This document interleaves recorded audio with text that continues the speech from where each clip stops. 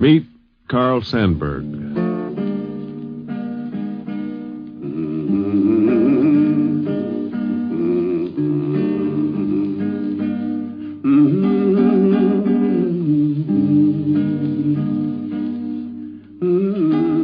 In the next hour, you'll hear, by transcription, the story of Carl Sandburg, a poet, a folk singer, an author, and a historian. You'll see his life as seen through the eyes of friends and relatives and critics of poetry and writers of history and the newspapermen who worked with him back in the old Chicago days.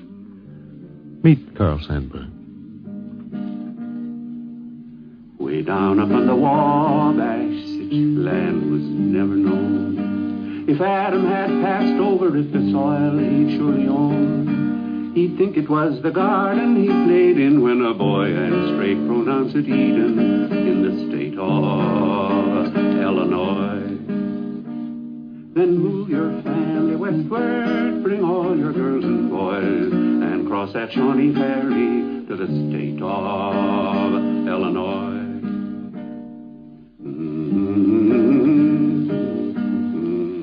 I'm Dave Garraway, and like many another person in this radio business, I go home after a day's work and sit down and relax, and often with a book of poems in my hand. My taste in poetry is personal, of course. Almost everybody's is, I guess. And mine is one with a very few standards, necessary standards at least. One thing, though, I love to understand the poet or the poem I'm reading. I want to read from one line to the next without having to go drag down the French dictionary or pull out Bullfinch's mythology. And another feeling I have for the kind of poetry I like is, well, virility is a good word, I guess. I like poets who make a sound, who boom and bang and write of things on the ground and high up in the sky, but out loud. And Carl Sandburg embodies both of these qualities for me, and he has indeed a third. He talks of the American scene and in the American idiom, and I like that. In fact, I think he could talk no other way. He's lived and worked all of his life in our cities and farms and the villages and the plains of America.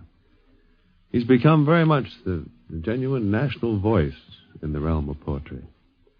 And if you were out on a search, it might be hard to find more than just a handful of people who've not been exposed to Carl Sandburg's personality, to his manners, and especially to that great booming voice of his. The last time I saw Carl Sandburg, Harvey Bright, writer and critic, was just a few weeks ago at the National Book Award. Sample complete. Ready to continue?